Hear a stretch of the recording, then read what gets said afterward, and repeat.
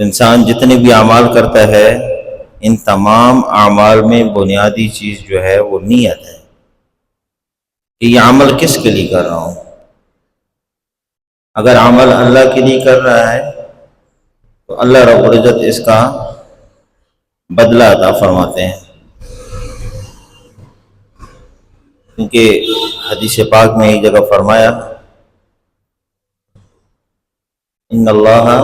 لا ينظر الى صورکم واموالکم ولکن ينظر الى قلوبکم واعمالکم، کہ اللہ تمہاری صورتوں اور تمہارے مالوں کو نہیں دیکھتا بلکہ اللہ تو تمہارے دلوں اور اعمال کو دیکھتا ہے۔ ایک بندہ اگر ثواب کی نیت سے قربانی کرتا ہے تو وہ قربانی اللہ کے نزدیک قبول ہے، اور ایک بندے نے اگر نیت کی لیکن ثواب کی نیت نہیں کی، دکھلاوے کے لیے کرتا ہے، دکھلاوے کے لیے کرتا ہے، وہ قربانی قبول نہیں ہے،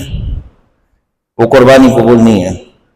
اسی طرح مشترک جانور ہے، بڑا جانور ہے، ہاں بڑا جانور جیسے گائے ہوگی، بھینس ہوگی، اونٹ ہو گیا، ٹھیک ہے نا، بڑا جانور، اس میں 7 بندے شریک ہوتے ہیں، 7 بندے۔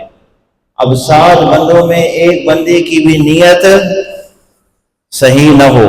نیت میں فرق ہو، اب اس نے نیت یا تو یہ نیت کی ہے کہ مجھے گوشت مل جائے، گوشت کی نیت، ثواب کی نیت نہیں ہے، گوشت کی نیت ہے، مجھے گوشت مل جائے،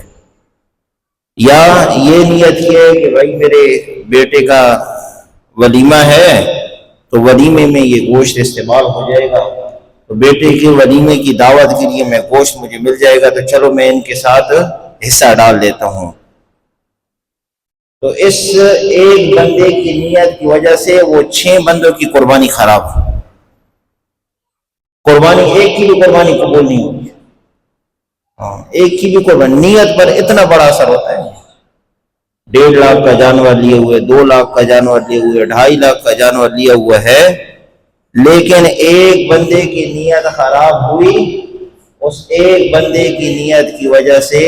6 کے 6 بندوں کی جانور کی قربانی وہ خراب ہوئی، قربانی ہی نہیں ہوئی۔ تو نیت کا بہت بڑا اثر ہے، نیت کا بہت بڑا اثر ہے۔ تو جو بھی ہم کرتے ہیں عمل، یعنی قربانی کی اگر نیت کی ہے تو قربانی میں نیت کیا ہوگی؟ اللہ کی رضا ہوگی، میرا اللہ مجھ سے راضی ہو جائے، اس عمل سے میرا اللہ مجھ سے راضی ہو جائے۔ اور اگر نیت کسی اور چیز کی ہے تو پھر وہ قربانی ہی نہیں ہوگی۔